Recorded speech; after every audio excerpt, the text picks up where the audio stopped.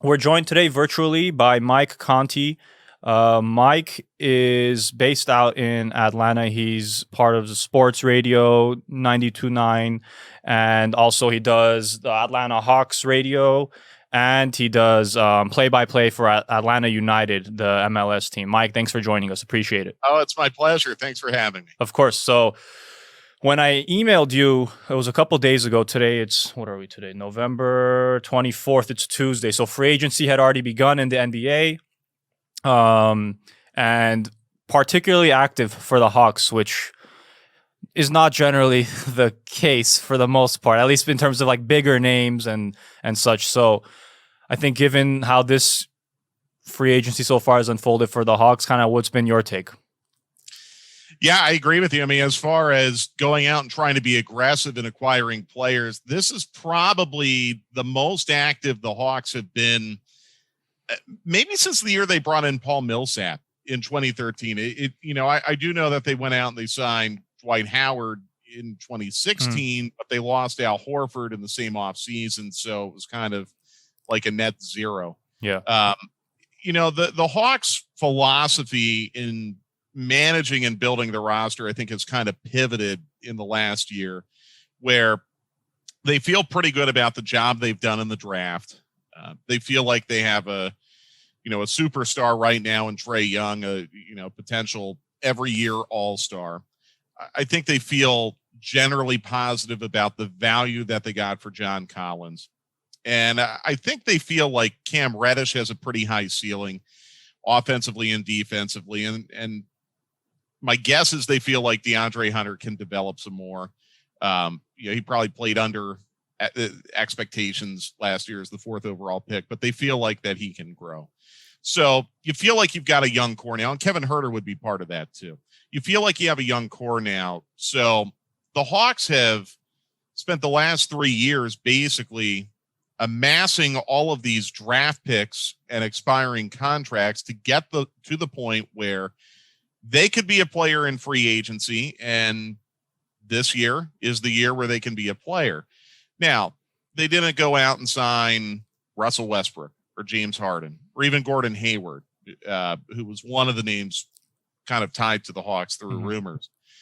But I think what they did was a really solid job of finding team-friendly contracts that can make the team deeper. Gallinari, Rondo, Snell in a trade, but I think a really, really smart pickup in terms of just needing some better 3-point shooting. Chris Dunn for his defending, great signing. Now there's Bogdanovic. Sounds like that's going to happen. And what the Hawks have done now is they've gone from a very, very young, thin team that could really only play one way to a deeper, somewhat now more experienced veteran team that can play a lot of different ways. And they're not going to be confused for a super team. I mean, they don't have the star power, the firepower, the Clippers or the Lakers or even the Milwaukee Bucks, but they should be solid with what they have done over the last 4 or 5 days. And what has happened over the last 4 or 5 days, it really took them 3 years to get to this point where they could do it. Yeah. On paper, the names I've seen are good. My concern kind of with the Gallinari deal personally is, so you have him for 3 years. He's 32, I think, something like that, 32. So you're going to have him till he's 35. It's 20-ish million a year. My only concern really with him has always been the health. I think that's generally been the knock on him for the most part. He's never really been much of a defender, but I think that's already known at this point. So for me, it was just like, how many games will the Hawks really get out of him over 3 seasons? I think the most he's played is 70, or at least the most he's played is 70 in a considerable amount of time. Did you have any hesitancies when you saw the signing of Gallinari and the price tag that came with it? No, I mean, maybe the price was a tick higher than you would like, but I don't think it was outrageous. In the neighborhood of 21 million a year, I don't think that's outrageous. When you look at some of the contracts like the Brandon Ingram contract, right, the Gordon Hayward contract. And I'm not saying that Gallinari is comparable to Brandon Ingram, but some of the money that's been thrown out there over the last 4 days just makes you really there's been some crazy contracts getting thrown around. Yeah. So I don't think Gallo was really ever in that neighborhood. And the durability is going to be a concern. I think the defense is the major concern, but the durability is worrisome. However, Gallo might be coming into a situation here in Atlanta where if he's coming off the bench behind John Collins, I don't know if Gallo could really start at the 3 anymore, at least consistently. So if he's coming off the bench as a 4 behind John Collins, maybe that helps mitigate the workload somewhat. If you go from 28 minutes per game down to 24 or 25, maybe that helps a little. Get maybe some more favorable matchups coming off the bench. I mean, Gallo's going to be here to score and to shoot threes. He's not going to be here to play defense. And I would imagine, and look, I mean, the Hawks also reportedly went and signed Solomon Hill, who has been a starter in this league at the 4 as well. I think Gallo's just kind of part of the equation where he's not going to be relied upon to do it all for this team in 2021. And the fact that he's probably not going to be a starter, I'm hoping will help with that durability concern, because it is a valid concern. Yeah, I think was it today that Hawks general manager Travis Schlenk said they had spoken with Gallo about him coming off the bench. I'm not sure. Did you see that as well? I didn't see that, but okay. That doesn't surprise me. Yeah, so if that's accurate, then I think it's a good thing that he's willing to do it, but also if you're getting paid $21 million to come off the bench, I don't think you're necessarily going to say no. But also, given where he's at also with his career, he's started, and I think he's still more than capable to start, but I think it's a nice thing to see from him. Like, his abilities will definitely be valued on the team, especially for shooting, outside of Trae, but even Trae's percentage, Trae's ability is there, but the percentage for the team overall, I know for 3 is something that was left wanting more last year. Definitely. Oh, it was the worst in the league. Yeah. I think a lot of people, they see Trae Young jacking up shots from half court, and they assume the Hawks are this 3-point sharpshooting team, and that's not the case at all. They were dead last in the league in 3-point accuracy. So that's why bringing in Gallo, and I think Tony Snell is a huge part of that as well. You have 6 players now. If the Bogdanovic thing goes through, and it sounds like it's going to, you're going to have 6 players on the Hawks this coming season who have been 38% or better from 3 in at least one full season of their career. Massive upgrade from where you were last year. I mean, Trae was 36%, which actually was an improvement from his rookie year. Right. So you have massively upgraded. Travis Schlenk, the general manager, said the 2 areas they really needed to address this offseason, defense and 3-point shooting. You've definitely addressed the 3-point shooting. We might see, my hypothesis with Trae this year is we might see an increase in his percentages all around, given that you have additions possibly like Bogdanovic. You do have the addition of Gallinari.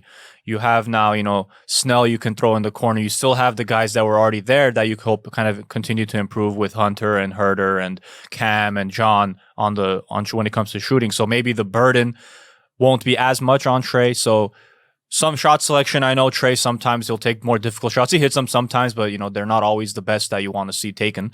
So with those new additions, we might see those attempts go down, maybe better shot selection out of some of the bad ones were kind of possibly out of necessity too. So we might see an uptick there on his percentages, and also his assist numbers might go up. He's got some more options, viable options too. So we might see possibly the best year out of Trae Young as well, in addition to maybe some of the other guys too. But I think definitely Trae might see a career year. The assist numbers for sure. I mean, you're spot on. If you think about the spacing now, and again, the quality 3-point shooters that he's going to be able to find, whether it be in transition or in a half court set, with Bogdanovic, with Snell, with Gallinari, even with Collins, who's deceptively a really good 3-point shooter, his assist numbers are going to go way up. I think where Trae needs to take the biggest leap year 2 to year 3 is with his defending. He really started from nothing in his defensive toolbox his rookie year. And I think we saw the effort was there in the most recently completed season, but he's got to take a big jump defensively. I'm sure it's something that he's aware of. I'm sure it's something, knowing Trae, that he wants to work on, because Trae does want to be a well-rounded player. But that, to me, is the big area of need for Trae Young to improve in 2021, because I'm with you. I think the shooting numbers will go up. I think the assist numbers will go way up. I think the osmosis of having Rondo in the locker room, Trae will learn from him. Hopefully his basketball IQ will improve even more, being able to play with Rondo. But the defending has got to get a lot better for Trae. And I hope it will this year. Yeah, you brought up Rondo. I think that's maybe one of the more underrated ones that the Hawks have this year in terms of signings. You got him for about 7.5. You have him for 2 years. Rondo's already been on the tail end of the career now for some time. But having said that, you saw the value he could still provide on the floor last year alone, for the Lakers, when he wasn't playing towards the end, it showed. So, and Rondo's always been that guy, in my opinion. Like, he might not play, especially the past few years. He doesn't play for a certain amount of games. He gets hurt. But then when he does show up, especially when the team gets to the playoffs, we saw with the Pelicans too, how valuable he was there. So absolutely. As a mentor to Trae, to the other young guys too, the new guys that have just come along, it could be that could be another thing that's a big plus for him.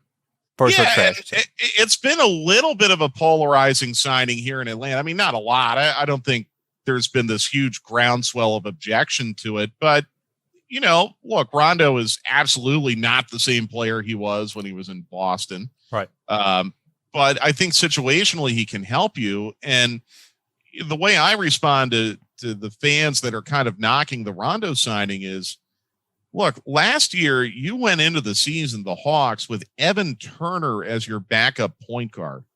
So Rondo's not coming in to start. He's coming in to be the backup. Mm-hmm. I don't foresee too many scenarios where he and Trae would be out there at the same time. So what's the risk? What's the risk if it doesn't really work out with Rondo? He's a backup at $7.5 million for 2 years. No big deal if it doesn't work out, in my opinion. That's in my opinion, that feels like a very low risk, high reward type of signing. I feel the same way. I mean, there's some other guys that get deals for, like the veteran presence contracts, as I'll call them, that they don't even, there's no expectation of them to really play that much, and they get, maybe $5 million for a year just to maybe go in junk time, if even that, or they get 3 to 4. So, having Rondo probably actually play, unless, and something I want to talk about too, unless, Goodwin kind of somehow takes over that, if let's say Rondo's hurt for a period of time and they kind of lean more on Goodwin and Goodwin kind of proves something, that's the only case I really see Rondo slipping out of the rotation. And kind of given that, how did you kind of feel about Brandon Goodwin last year? I think the fans really liked him. I liked him. Watching him, it's out of Florida, Gulf Coast. I don't know if there's really any expectations out of him when he came, but then when he had his opportunities, I think he raised some eyebrows in a good way for the fans in Atlanta, myself out here when I watch as well. How do you think Brandon reacted with the addition of Rondo in terms of, maybe how he's like looking at his playing time now? Well, first of all, I would say if Brandon Goodwin displaces Rajon Rondo in the rotation, that's a good thing, in my opinion, because that means that Brandon Goodwin has developed into a quality backup point guard in this league. And I think he has that ability. Goodwin's a really interesting story. He's a local kid. He's from Norcross, which is spitting distance from State Farm Arena. He had some issues in college. You're right. Comes out of Florida Gulf Coast, was actually with the Skyhawks, I think, primarily. Well, he was on a two-way deal. But I think the idea was that he was going to play mostly in the G League last year. And then things came up where the Hawks just did not have a viable backup point guard. And Goodwin kind of ran with the opportunity. I remember the game down in Orlando. It was a tremendous story. It was a night where Trae Young was out and Goodwin kind of right off the bus into the starting lineup. And he went out and won an NBA game on the road for them. And I think that shows you his potential. I think it shows you what he's capable of doing. The tricky thing now with Rondo being in the fold is how much is Goodwin going to be able to improve if his playing time in the NBA is limited, right? If Rondo's kind of a block to that. Look, you can only do so much in practice. Players get better by playing in games. So that's going to be interesting to see. I think Goodwin, again, can be a very good, viable backup point guard in this league. And I'll be pulling for him because he's a great local story. I think he'll learn from Rondo, but it's going to be really interesting to see, realistically, how can Brandon Goodwin unseat Rondo as the backup without getting an opportunity or as many minutes to play in games. And maybe there's a way where he can still be a 10-minute per game player. I don't know. But I'll be rooting for him. I can tell you that much. Yeah. The only way, again, I see a path for him at any point this year to get a bigger role, or at least a similar role to last year, is if Rondo goes down at some point. And again, it's happened. He does get hurt. So that's really the only way I see him out of necessity stepping in. And again, if he ends up during that time, he is exceeding Rondo to that point of the season, let's say, that might force Lloyd Pierce's hand. Well, and I think there's something else in play too. It's COVID-19. Yeah, that's a good point. Everyone on an NBA roster is going to play at some point this year. I don't foresee a scenario in a non-bubble situation where any of the 30 NBA teams are going to be able to go through a 72-game season without a COVID problem. So if you lose 2, 3, or 4 guys all of a sudden to COVID, you're going to be down to 10 or 11 players, and they're all going to play on a given night when they're healthy. So I think that's another kind of underrated aspect of what Travis Schlenk has done over the last couple of days. And Goodwin's part of this because, like I said, I think he's a viable backup point guard in this league. But the teams that are going to have success in the coming NBA season are going to be the deep teams, not the top-heavy teams. If you're a top-heavy team that doesn't have much of a bench and your main guys are wiped out by COVID for 2 weeks and you play 8 games over that span, in a 72-game season, if you lose all 8 of those games, you've given yourself a little bit of a problem. And maybe it's something that would cost you a trip to the playoffs. Maybe it's something that would cost you a first-round home series. Maybe it would cost you a seed. So going back to Goodwin, look, Brandon Goodwin's going to have an opportunity to play because I'm pretty sure at some point this year, someone on the Hawks is going to get COVID. And they're probably going to be out for 2 weeks. And God forbid, if it's Trae Young, Goodwin's going to play. If it's Rajon Rondo, Goodwin's going to play. Yeah. Well, since you brought up the current pandemics, how do you think this will impact not just the Hawks, but the other teams that didn't make the bubble playoffs? They haven't played now for March, right? March was the last time they played. Season starting in December. That's 9 months. Generally, off season is about 4 months, right? Well, if April, so it's about 3 months longer than the shortest off season you're generally going to have, right? If you're eliminated in April, season starts around October, November, the actual regular season. So it's a longer layoff than most. Do we see more rust out of the teams that haven't been in the playoffs? Do we see maybe some sprint out of the gates? What are your thoughts on it? Great question. And look, the Hawks were not happy about being excluded from the bubble, and they were not happy that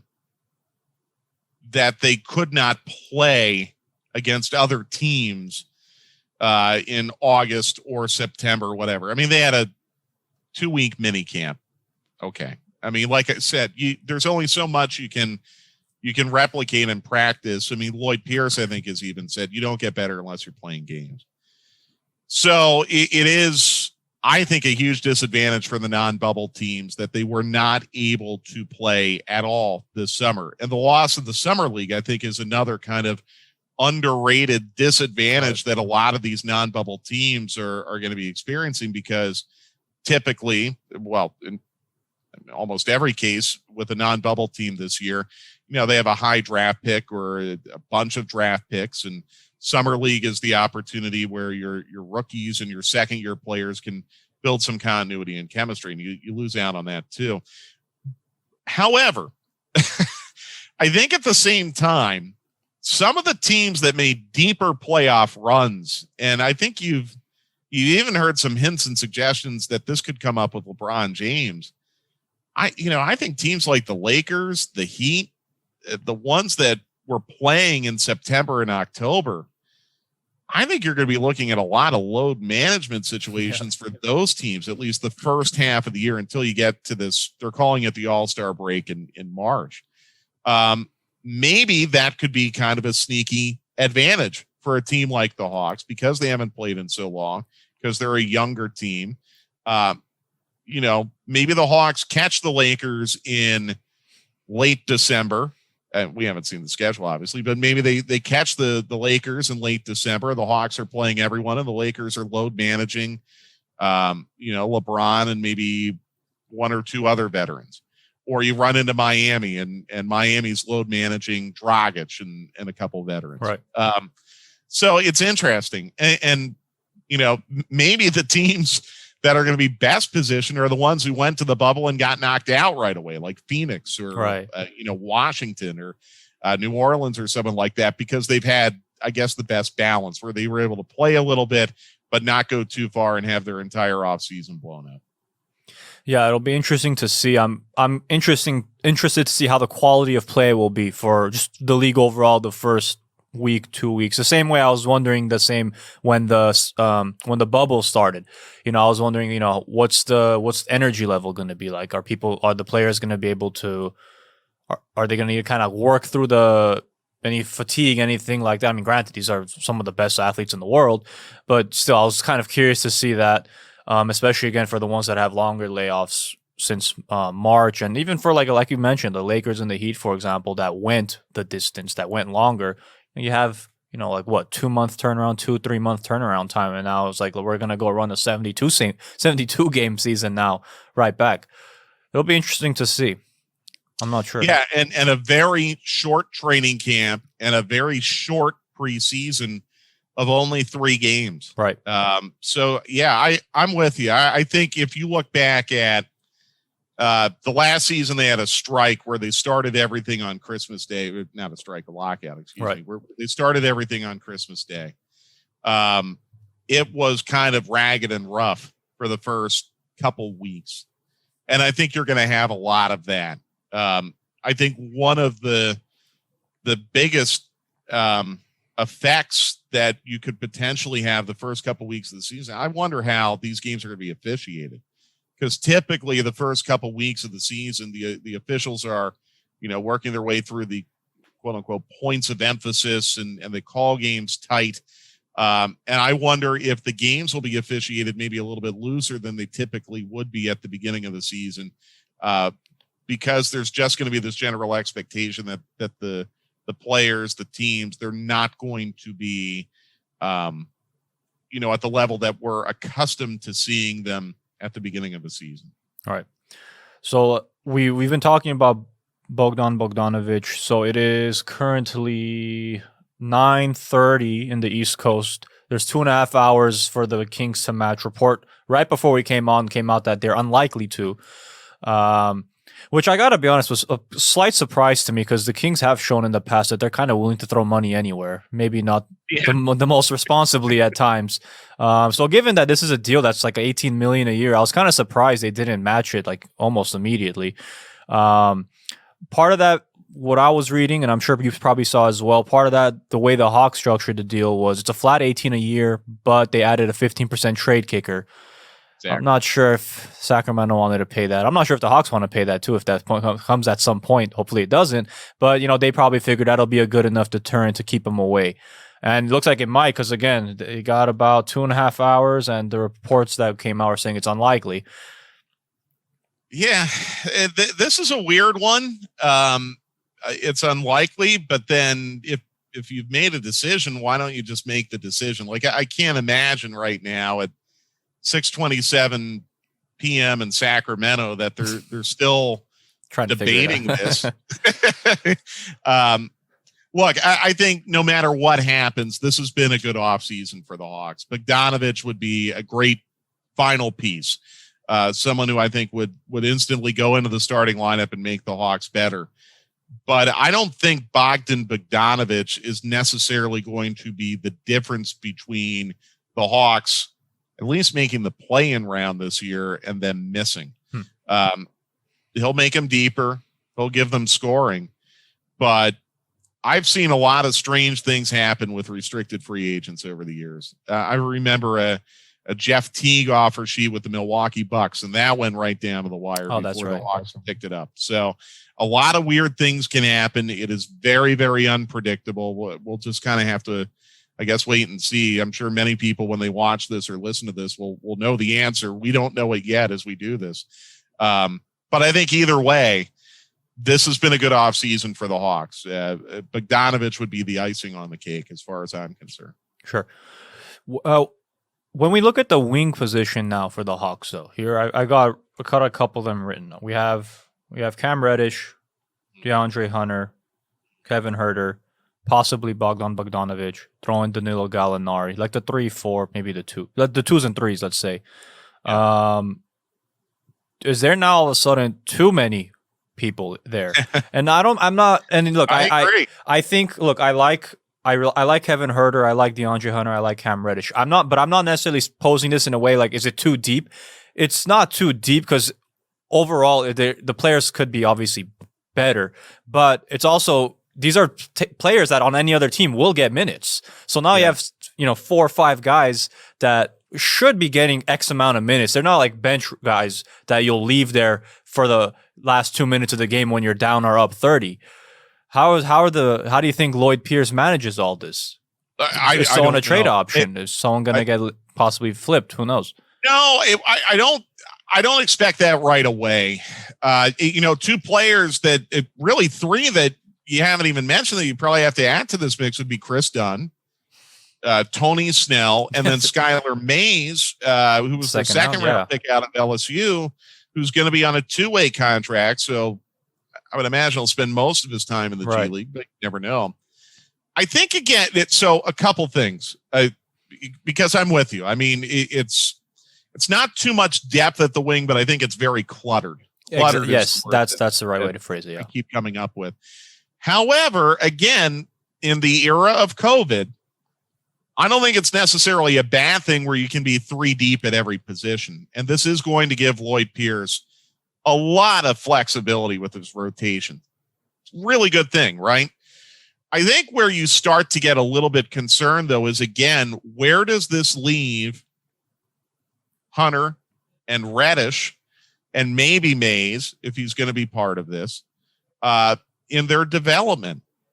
Is that going to imperil DeAndre Hunter or Cam Reddish from getting enough minutes to do what they need to do to develop and improve? I don't know. That's a real challenge. I do know the Hawks are the front office, and Travis Schlenk in particular. They are very, very bullish on Cam Reddish. They think he's got an extremely high ceiling. His defense was a revelation his rookie year, and his offense got a lot better. He got off to a really slow start in his rookie year. It got a lot better. Hunter, I think, was the player that they expected would be an outstanding defender, and probably he did not reach the level that he was expected to reach defensively last year. Still has room to grow. Hunter was an okay 3-point shooter, but look, I mean, he was the number 4 overall pick. I don't know if anyone could objectively say that DeAndre Hunter performed to the level of a number 4 overall pick in his rookie year.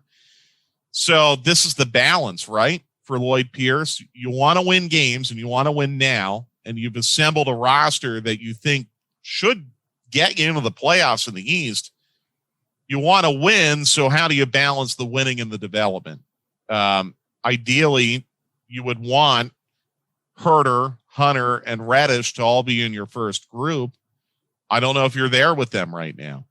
So it's tough. And look, it's a question I get on Twitter a lot. I don't know how they're going to manage it. But again, I think they like the fact that they're going to have a lot of flexibility going into this season. And this season more than ever is a season where you're going to want to be 3 deep at every position, because I think you're going to be looking at quite a few situations this year where you're going to have 2, 3, 4 players out with COVID. Yeah, it's entirely possible.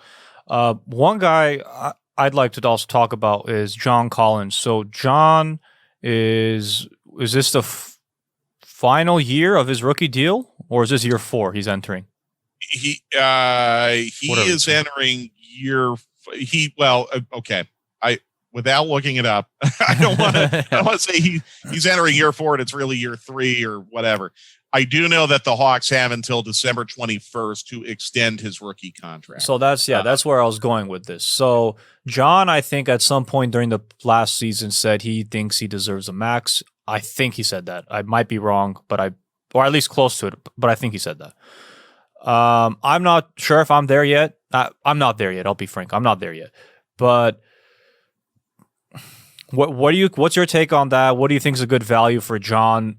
Do we possibly see the Hawks walk away from John if that's his number and he's not really budging? I'm wondering, given that was Travis's first draft, if I'm not mistaken. Right? Yeah, I think it was. Yes, so you got good value at number 17 without a doubt. John, I think, has developed very nicely. But the reason I have hesitations about giving big dollars like that is while his numbers are impressive and while he's performed well, the Hawks have been a bad team for his entire career. So yes. It kind of looks like kind of how Kevin Love, some of the hesitation for him when he was in Minnesota, right, about getting a deal or anything, was this guy's putting up impressive numbers, but is he actually good, or is he just good on a bad team? Are the numbers fluffed up? I'm not comparing him to Kevin Love in terms of talent, but just the situation. So that's where I'm at when I look at this. Is I'd like John to stay, but also if it comes to where he's not budging on a max, I don't think it's really worth it. Given right now, maybe he blows us away this part of the season. Actually, no, the season won't even start yet. So yeah, that's kind of where I'm at. What's your take? Complicated. I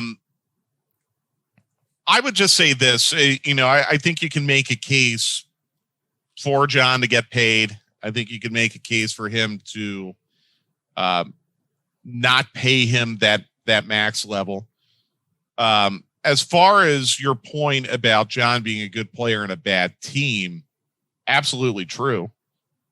But when John was suspended for 25 games last season, the Hawks, I think, only won 3 or 4 of those 25. I think they were 4-21 in that span. I'd have to, again, I'm going off the top of my head, so I'm not positive. They really, really struggled without him. They really, really struggled.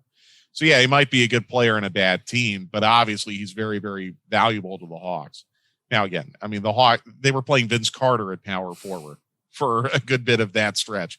They were not very deep last year. So look, Collins is a 20-10 player.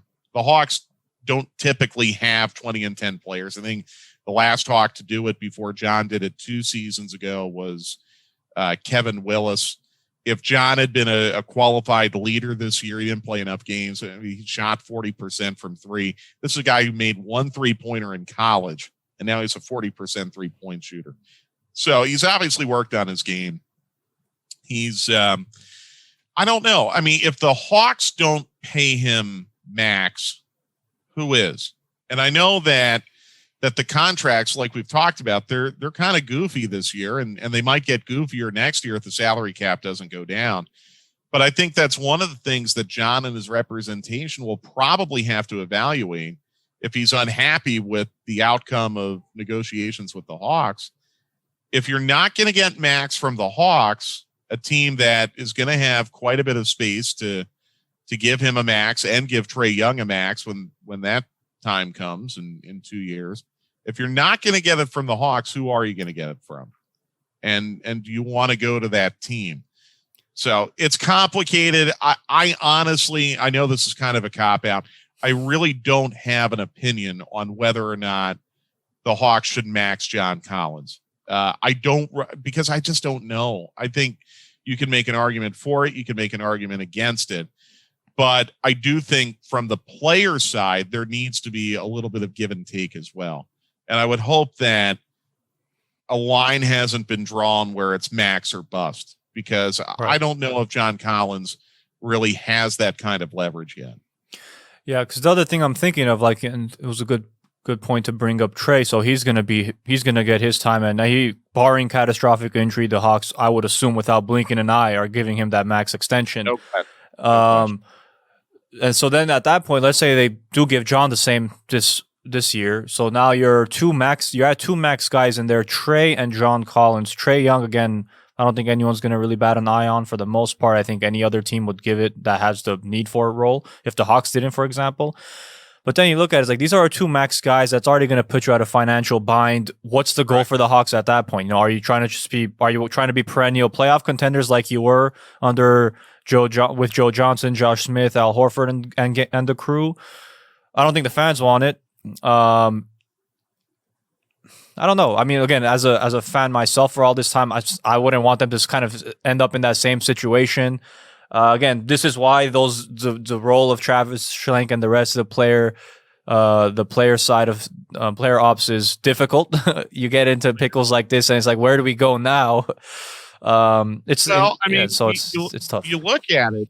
I mean, okay, if you're a Hawks fan and you see that Trae and John are your max players and taking up that percentage of your payroll, and now you look at the rest of the Eastern Conference, are the Hawks going to be better with Trae and John as their max players than Brooklyn with Durant and Kyrie as their max players? Are they going to be better than Milwaukee with Giannis and Middleton as their max players? If Giannis is still there. If Giannis is still there. And that's a great point too. No. Or even in Miami, look at Miami with Jimmy and even Bam now, who's expected to get it, or take Goran. It's a no there. Boston, no. Yeah, I mean, Toronto, 100%. Yeah, John's got to make a big leap for you to feel good about that, right? And this is the argument against doing it. However, 20 and 10 players are getting stupid money right now in the NBA. John's a 20 and 10 player. So this is why I could never be a GM. I could never be a GM, because this is a really, really, there is no obvious answer on this. Trae is easy. That's obvious. You're maxing him and you're making sure he's happy forever, because he is going to be, you hope, the face of your franchise forever, at least for the length of his playing career. With John, I think it's a lot less certain. And I wonder if the 25-game suspension had not happened last year, and if John would have been able to build on that outstanding sophomore year he had, where he was a 20 and 10 player, if this conversation would have been different. Yeah, that's a good point. I got to be honest, I was completely caught off guard when the news came, because him and Ayton, the news came out, I think, like at the same time. Almost, so when I saw that, I was like, whoa, what? And then, John, I think, was pretty forthright about it. He said, I made a mistake. Sorry. And I think he did contest it. I think he tried to. They said he did. I don't know how far that actually went. They said he was going to, but I don't know if it actually got too far down the road. Yeah. So, yeah, it's another good thing to think about. When it comes to negotiation, does that hurt his position with the team? Like, do they kind of reference that's like, hey, this happened as well? I don't know. Again, like you said, this is why it's tricky. That's why it's not always black and white whenever it comes to, the way this team is structured, it sucks. It's a bad signing. They gave this guy too much money. They let this guy go. They should have given him this, that. I know I was definitely on that boat when I was, not even that long ago, maybe even a couple years ago. But then, as you try and hone in on the structure of the teams more, you get to situations like this. And I don't think the Hawks are the only ones in a similar situation, but it's a point where it's like, we really value this player, but if we give him the money he wants, we're already at a bind. And especially a team like Atlanta, where, look, frankly, the audience, the attendance numbers have always been something people point at. That's on the business side too. For them, they got to look at, like, who's going to come in to watch the games as well. Is adding John with pairing him with Trae, will that keep people coming? I don't know. You lose Trae, that's for sure. You're losing people. But you lose John, I don't know if you lose people. Depends what your supplement is at that point. That's a really interesting way of looking at it. I agree with that is a really, really interesting way to look at it. Trae is going to put people in the seats. John is not necessary. I mean, and I love John Collins. Me too. Yeah. But no, people aren't buying tickets to watch John Collins right now. That could change. That is a really, really interesting point. A really good way of looking at it. But I would also say this, that when the Hawks were competitive in 2015, when they had the 60-win season, that arena was packed. The following year, they took a step back, but they were still top 4 in the East. That arena was relatively packed. If you look at the national TV ratings for the finals and big NBA games, the Atlanta market always seems to be in the top 10 nationally. So I think this city is really ready to embrace the Hawks and make any concerns about attendance obsolete. But to do that, they've got to win. And to win, I think, again, unfortunately, in the NBA, you got to have 2 superstars. And Philadelphia has not been out of the second round under Simmons and Embiid, but they've been relevant. Again, Giannis and Middleton. Great point about, Butler and Dragic or whoever you want to add into that mix in Miami. Durant, Irving, DeAndre Jordan, even, everyone that they have in Brooklyn. Those are superstars. Even, if you look in the Western Conference, Houston tried it with Westbrook and Harden. Unfortunately, that's kind of the way you have to do it right now to win. So I think the Hawks, bottom line, I think the Hawks could be a very solid team, just as it looks right now. Yeah. Let's say John does not take the next step. Still think the Hawks could be really solid with Trae and John as their 2 max players. But I don't know if they would be a world champion with Trae and John as their 2 max players. Right. It's very tricky. So let's kind of take a look at now outside the Hawks. What are some of the other moves this year that were kind of raise your eyebrows in terms of that? I don't know if that was worth it. Any good signings that you maybe saw? I'll say for me, Charlotte giving Gordon Hayward what he gave was astounding. I had messaged one of my friends when Hayward turned down his player option for the 34 million. I was like, what's he doing? Like, who's going to give him even remotely close to that? And then Charlotte steps in and gives him 30 million a year. And I was like, well, I guess I was wrong. He almost got what he was getting already.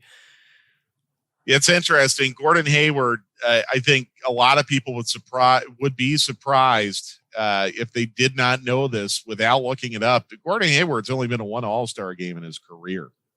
I think that would surprise a lot of people. Right. Again, there's obviously got to be some kind of market for Gordon Hayward at $30 million a year because he got it. I don't think Charlotte would have been bidding against themselves. I mean, someone else, and word was that maybe it was the Indiana Pacers. Right. Someone else had to have been in there to drive up that price. So, yeah, look, I would not have done that deal. That doesn't necessarily mean that Mitch Kupchak made a bad deal in Charlotte, though. Hayward's going to make the Hornets better. Maybe that's one of the things where you just worry about the financial ramifications down the road. Charlotte will be better. I actually really kind of like Charlotte. Graham, Rozier, Hayward, LaMelo. They were close last year to making it to the playoffs. Yeah. Even the year before, if I'm not mistaken. Yeah. And the thing with the Hornets, it kind of reminds me a little bit of the Magic where, they've been hovering around that 8th seed, and it's been a little hard for them to take that final step. But I do think they have the player development arm pretty locked tight in Charlotte. I like their coaching staff. I think their players will get better. So look, the Hayward money I don't agree with, but the Hayward acquisition I do agree with Charlotte, if that makes any sense. Yes. The teams that I thought really, really did well, a lot of people have talked about Portland. I won't add too much about that. I thought New Orleans did a tremendous job, starting with the draft, getting the guard from Alabama in the draft, and then getting Steven Adams to pair with Zion. I thought was a really, really savvy move. And then you do what you needed to do with Ingram. And again, I think some people have raised eyebrows at that contract, but that's going to be market rate for a guy like Brandon Ingram right now. I thought New Orleans did a tremendous job. I thought Phoenix did a great job getting Chris Paul into that group right now without having to give up, too terribly much. And now, I think Ayton and Collins are kind of in the same, in many ways, actually, they're kind of in the same boat right now. Can Ayton get to that next level? Because I think Phoenix could absolutely be a playoff team in the West this year. I thought the Suns did a terrific job. Those are the Steven Adams thing really stands out to me as a really slick, very smart move by New Orleans. I really like the way the Pelicans are going about doing this. Obviously trying to build around Zion, but not trying to do something foolish and rush things or throw a lot of money at someone they shouldn't have to throw it out. And I think Steven Adams will take a tremendous burden off Zion. And I think those two will complement each other very, very well. Really looking forward to watching New Orleans this year. Well, and they got a very nice haul for Drew Holiday. Yeah. Yeah, and the Hawks were rumored to be one of the teams in on Drew Holiday, and that's another one for a guy on, essentially an expiring contract. I'm actually kind of glad the Hawks didn't give up assets for a guy that probably was not going to be here more than 1 year. So yeah, no, 100%. I mean, New Orleans has found a way. They're really kind of in that sweet spot right now that I think a lot of GMs try to be in, where they have found a way to keep themselves competitive, but at the same time, they still have a good stockpile of draft picks, which will give them a lot of assets in the trade market. But also, I mean, if they want to continue to build through the draft, they'll have that option as well. And at the same time, they're going to be able to be competitive. Yeah, we saw a few max contracts handed out so far. The one that for me that I had some skepticism over was De'Aaron Fox. Not for talent level, just again, it's for him. I look at the health, which is it's not terrible, but he's had some injuries. But also, it's just Sacramento. I mean, I feel bad. Every time I see someone get drafted, I'm like, is that guy's career already signed off on? I really don't know what's going on there. I mean, they had Buddy Hield for a second, was looking like, they maybe actually got something here, and then all of a sudden he's unhappy there. He's coming off the bench, and now I was reading like the market's kind of mixed on him. I don't know how they managed to pull this off. That's why when I see them giving De'Aaron Fox that money, and that's why I'm surprised they didn't give it to Bogdanovic. Maybe part of it was because they had to give what they gave to De'Aaron Fox. But look, I think he's incredibly talented. It's just I don't know where. Okay, you gave him that, but now what? Yeah, De'Aaron Fox he's proven me wrong one too many times. I mean, look, De'Aaron Fox has always. I've just always underappreciated him. I'll put it to you that way. I've always thought that he would probably be more of a Colin Sexton than a Trae Young. And it's funny I say that. Every time the Hawks play Colin Sexton has a huge game. He usually outplays Trae. And heck, I mean, this past year, De'Aaron Fox against Atlanta murdered them. So every time I see these guys in person, it just reminds me how little I actually know about evaluating talent. Look, Sacramento clearly looks at De'Aaron Fox in the same way that the Hawks look at Trae Young. This is someone that they want to build around and make kind of the face of the franchise. And I'm okay with it. I think Fox is at that level for Sacramento. Without Bogdan Bogdanovic, if again he ends up going to the Hawks, I just wonder is Sacramento going to be deep enough? And I'll go back to COVID again. If they have a COVID problem where they have 3 or 4 key guys out, are they going to be competitive? I don't necessarily know if I have a lot of belief in Sacramento yet. Yeah.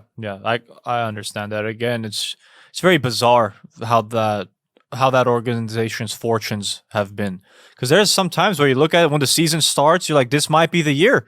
Absolutely. And then the season unfolds and it's like, I guess not. They remind me a little bit of the Jacksonville Jaguars in the NFL, small market team that's done a lot of smart things with player acquisitions and drafting, and they have smart people running the team. And you're like, okay, this is finally the year for the Jaguars or for the Kings. And it never quite pans out. They have all the ingredients in place in Sacramento. They really do. They have an unbelievable arena. And I know players don't pick teams because of their arenas and practice facilities, but from a facility standpoint, I mean, they've got everything right now. Wes Wilcox, who was with the Atlanta Hawks, is the general manager here briefly. He's now in the Kings organization. They have a very engaged owner in Vivek Randive, who I get the impression players really like playing for him. So I think Sacramento's got a high ceiling. It's just they've got to be able to convince a high level veteran that you can go to Sacramento and win. And I think that's kind of a issue for a lot of small market teams in the league, to be honest with you, is convincing, one of those really high profile veterans that you can come to this small market, you can thrive, and you can win. Yeah. So I'm going to ask you one more thing on sports, and then we're going to talk about actually kind of how you got to where you got to in your career. So the last thing I want to touch on is, so we were talking about the attendance for the Hawks, and I think it's you're in the area, so you please correct me if I'm wrong. I think just it seems historically the Atlanta sports scene has struggled with attendance. Is that accurate or inaccurate? With one exception. The United, Atlanta right? United, for some reason, they have figured that out. So that's what I was going to ask you too, because I didn't think Atlanta was going to be the market for soccer. When I saw a team was going there, I was like, I don't know, is that going to flub immediately? And then they're selling out 70,000 seats in Mercedes-Benz at Mercedes-Benz. So, look, they've been good from the beginning. Again, I don't watch MLS. I'm not going to pretend, but like I see the standings here and there. So I know they've been relevant, right? Since their inception. Yes. It's been what, season 4 now, starting, or 5, something like that. They will be going into their 5th season. Okay. In 2021. Okay, so obviously that helps. But again, if we look at like, let's go back to the Hawks kind of golden years, if you want to say that, with Joe Johnson and such, when they were in the playoffs for like however many years it was. When I would check the attendance numbers, even then, you were like kind of peaking around 15, 16,000 if you weren't playing a Boston or a Lakers or, So I don't know if it seems like being good isn't good enough unless you have star power coming in from the other side. Then we'll come in, and maybe because the rest of the seats are filled up by the other fans. I don't know. So it's interesting to see that it's working for Atlanta United. You said, again, you're not maybe even sure what it is, but it is kind of perplexing to me. You do know. I think I know what it is. Okay, go ahead. Yeah, please. Full disclosure, I'm the radio play-by-play announcer for Atlanta United. Look, Atlanta is a city that has a very high percentage of its population that was not born here. Okay. And I'm one of them, by the way. I was born in Philadelphia, grew up in Pennsylvania, came to it, and we can go through my long and winding path to Atlanta, but it was an indirect one. And I got here 12 years ago. But I'm not from here.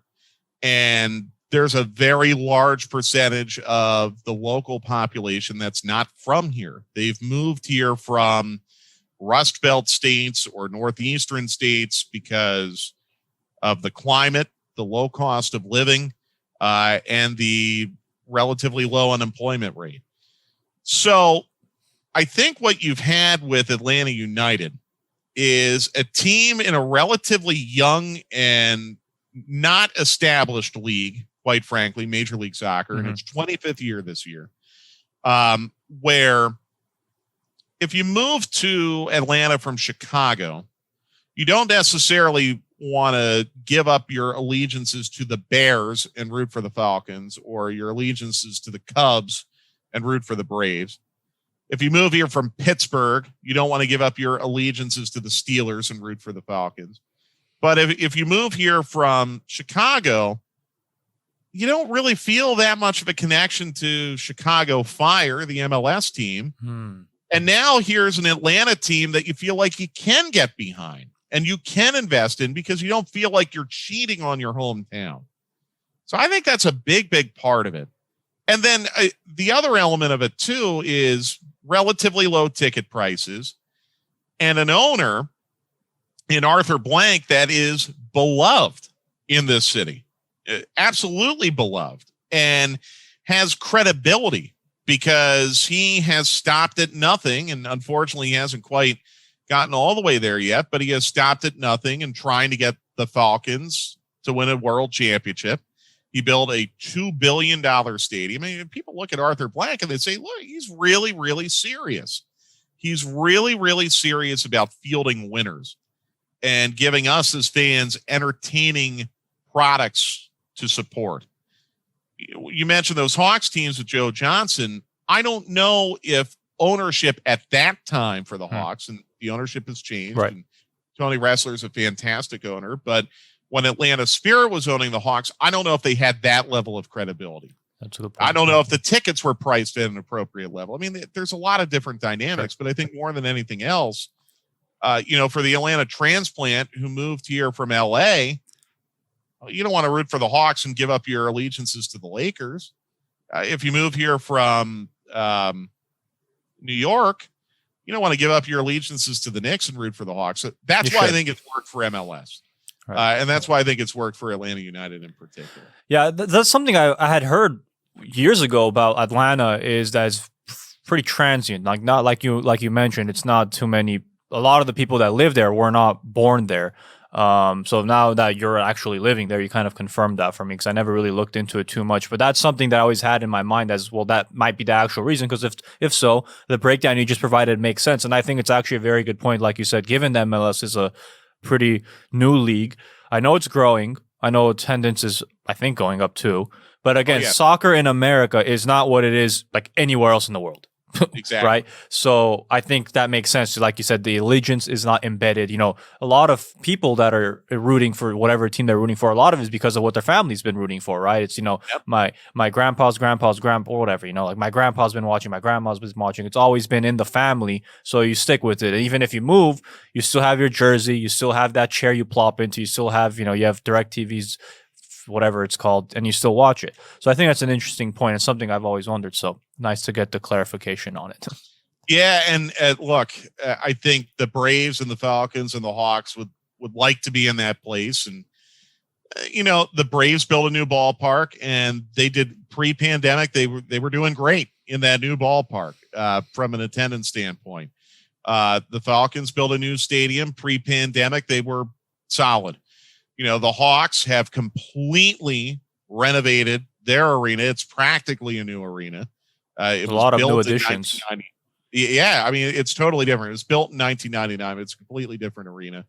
Pre-pandemic, I think they liked the way they were trending. But, in the case of Mercedes-Benz Stadium and now Truist Park and State Farm Arena, a lot of the elements in those venues are not oriented towards watching the game. It's about the food and beverage experience or the entertainment experience, or in the case of the Braves, being able to do some shopping outside of the ballpark, or in the case of the Hawks, get your haircut during the game, or play Topgolf or whatever. And again, I think that's the difference with Atlanta United, where you have 70,000 supporters there and they're watching the game. They're not going there for gastronomy. They're going there to watch soccer. That's the difference. And they've absolutely exceeded all their expectations. I know that because Arthur Blank has told me that numerous times. But it really is neat to see. It's neat to be a part of. I just hope that when we come out of this pandemic, when we get to the other side, that the club and the league did not lose the momentum they had going into it with their their rate of growth, because it really was growing at a high rate. Right. And then correct me if I'm wrong, where Falcons and Atlanta United play, aren't the concessions like some of the lowest in the country? Isn't that like an active point they made, like to like $5 beer or something like that? Everything is, they tried, made pretty inexpensive relative to other stadiums in the country. Yeah. And now I'll say you could get a burger for $2, but I think there's another place where if you wanted a better, or not a better, but a, more elaborate burger, you could still get it for 15. Mm-hmm. so the option is there though. Yeah, but the option, yes, absolutely, the option is there. And the Hawks have tried that too, by the way. They've gone to the fan first pricing. I think I'm going to be so curious to see how this is going to work when we come out of the pandemic. I think one of the big selling points to that low level of pricing for concessions was self-serve soda. I know that sounds like a little thing, but I mean, yeah, bottomless soda, right, where you serve yourself from a soda fountain. Can you even do that now after the pandemic? Or do you have to have someone changing out your cup and giving you a fresh cup because there could be germs on the cup? I don't know. But that's one of the interesting things that, the Falcons did something revolutionary with the concessions pricing.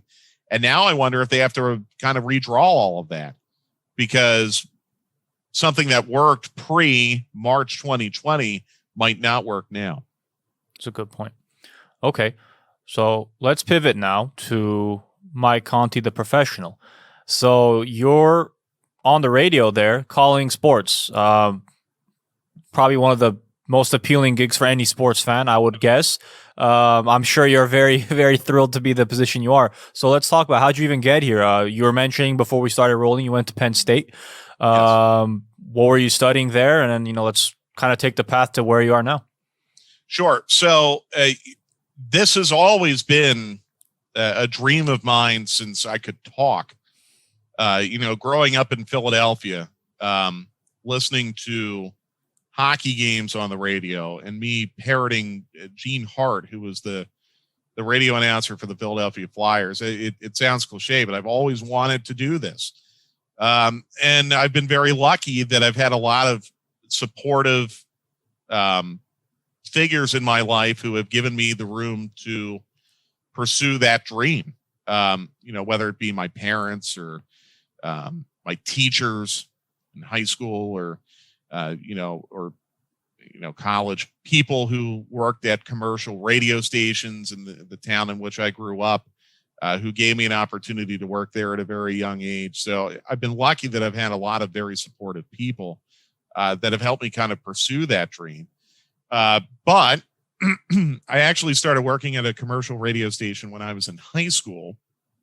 I was the play-by-play announcer for the football team at the high school that I was attending, which was a really kind of unusual situation for a 17-year-old. Right. It was an opportunity I got. I continued doing that through college. When I graduated from Penn State, I moved to Savannah, Georgia. That was my first job out of college. Again, did play-by-play for high school football, covered the Masters, covered the Heritage, which was a PGA Tour event on Hilton Head Island. And then, the big break I got was actually caused by Hurricane Katrina, where WWL, the great radio station in New Orleans, was pretty, I don't want to say desperate, but very much in need of help for people to come join their news department and help them tell the story of the recovery of New Orleans from Hurricane Katrina. And they hired me, and I worked there for 2 unbelievable years in the aftermath of Hurricane Katrina, not only working in their news department, but also, through happenstance, got an opportunity to work for the New Orleans Saints on their radio broadcast, was the play-by-play announcer for an arena football team in New Orleans, the Voodoo. And that allowed me to, boost my resume to the point where I could be hired in Atlanta. And I went to work for the flagship station for the Atlanta Braves for a little while, was working in their news department, helped on the Braves broadcast. And then when 92.9 The Game, the sports talk station for whom I now work, launched in 2012. They hired me to be a part of that startup. And that's where I continue to be. You are absolutely right. It is a dream job in every respect for a sports fan. I can't believe I get to do this. I can't believe I get paid for it. It's not as easy as it looks. There are definitely bad days. I mean, it's not sports heaven every day of the year. I mean, believe me. I mean, there are a lot of challenges, and there are many elements of it that aren't fun. But yeah, I mean, to be the play-by-play voice of an MLS team, and to be a commentator for an NBA team, and even this year, I called a Falcons game because West Durham was sick. So, you know, I've worked for the NFL team for 4 or 5 years. It's unbelievable how lucky I am to do that. And I don't take it for granted. When you came to Savannah, was that for the role that you said you were calling high school games, or was there something like, were you doing something else in addition to the high school games? I was, yeah. They hired me to be, I mean, this is typical of a small market radio station.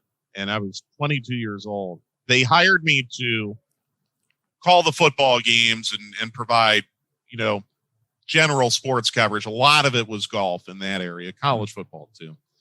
But I was also the program director for the ESPN radio station in Savannah. We didn't really have any local shows other than something I did on Sunday, but I ran that station, and I was also news director for 7 radio stations in our cluster, which meant, you know, I'd be calling a high school football game on Friday, and then the next day I'd be covering a hurricane, and the next day I'd be covering some big trial. And then I was the operations manager of those radio stations. So I was scheduling DJs and producers and remotes and things like that for 7 different radio stations. It's stations I had no aspiration really to be a part of. A country music radio station, a rock radio station, no aspiration really to do that at all.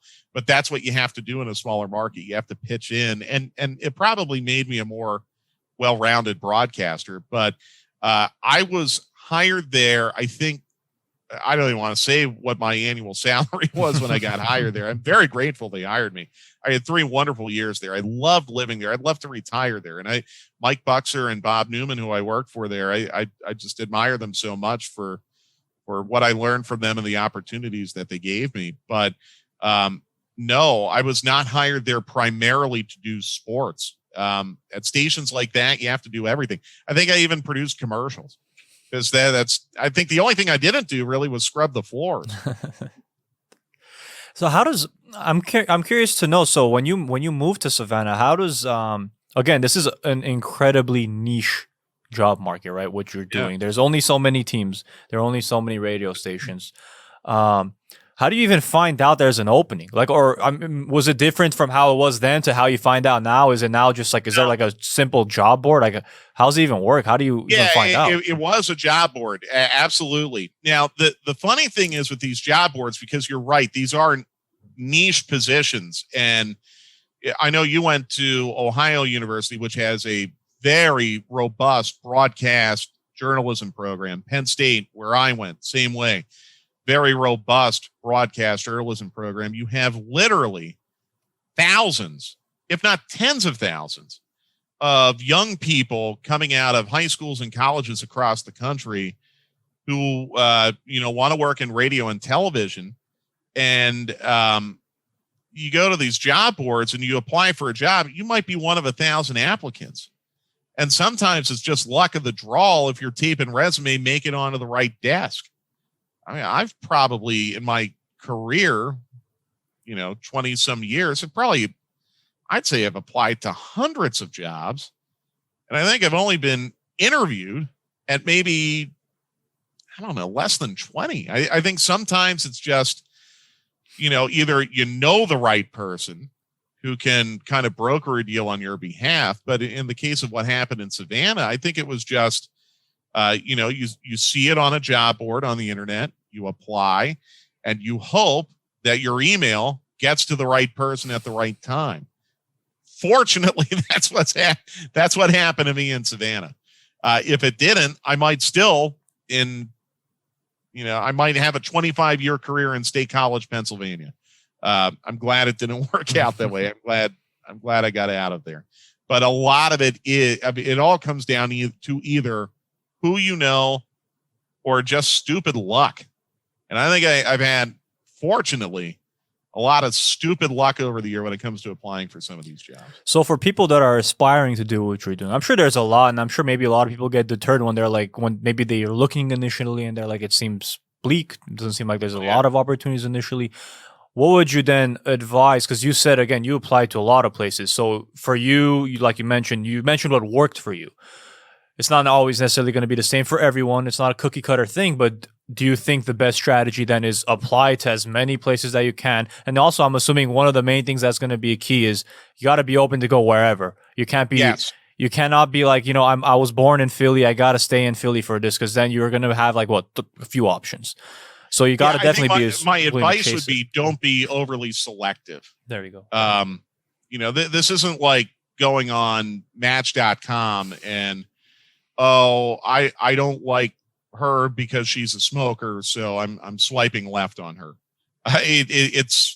That's an oblique analogy, but I don't think you can be overly selective. I think you need to have a lot of flexibility in the job market. Yeah, you're spot on. If you confine yourself to, I only want to work in this city or this state or this market, you're, I think, dramatically diminishing, not eliminating, but dramatically diminishing your chances at success in the job market. And I think also, my Savannah example is you have to be flexible within the confines of the job. I really did not, as I said, I didn't have an interest in working mornings on the alternative station, Alternative Rock. I didn't have an interest in doing that. I had an interest in calling games. But in order for me to call games, I had to run the Bob and Sherry show, and that's fine. Didn't really have a huge interest in being the operations manager and making sure that the right van was getting to the right remote on weekends, but that's what I had to do to put food on the table, and that's okay. So I think you have to be really flexible. I think you have to be adaptable, but I think also the networking becomes incredibly important as you climb the ladder. One of the current jobs that I have right now, I wouldn't have even gotten a sniff of if not for a connection I had to the hiring manager. So that's a big part of it too. And I wish I had better advice on how to develop those relationships. I really don't. It's organic. I think it is organic. And I also think, again, for at least in our industry, for people who get into broadcasting at an entry level, I think the relationships you form within your first workplace are really, really important.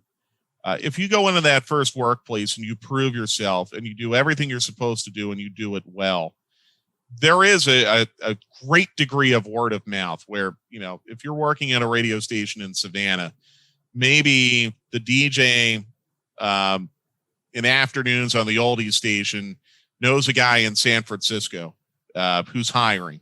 Maybe the guy who's hiring in San Francisco knows someone up in Seattle who needs someone with your skill set. There is a degree of word of mouth that develops that way, but you're spot on. It is absolutely organic, and there's not any kind of magic bullet piece of advice I could give anyone that would give them this instant passkey into their dream job. Unfortunately, it doesn't work that way. It takes a long time and requires a lot of patience. And I'll tell you, I'm 25 years into this. I'm about to turn 40 in 8 months, and I love what I'm doing, but I'm not in my dream job yet. And I might never be, but I'm going to keep working at it until I either die or retire. And that's fine. I'd say probably 99% of people in our industry don't get to their dream job, but trying is part of the fun. Yeah, absolutely. So last thing I want to ask of you is, so given this long career you've had now and plenty more ahead of you, Through all Hopefully. this, though, yeah, I'm sure. Through all of this, however, I'm sure you've had your periods of difficulty with your career. So when those times have come up, how have you been able to handle them? Do you lean on family, coworkers? How have you been able to handle all this to ultimately keep continuing forward? If I did not have the support of my wife, I would certainly have gotten out of the industry 7 or 8 years ago and gone and done something else. What? I don't know. Maybe I would have been a teacher, sold cars. I don't know. That is enormous. And you need to have a support system that you can lean on. And for me, it was my wife. And it's interesting because she wasn't just supportive in a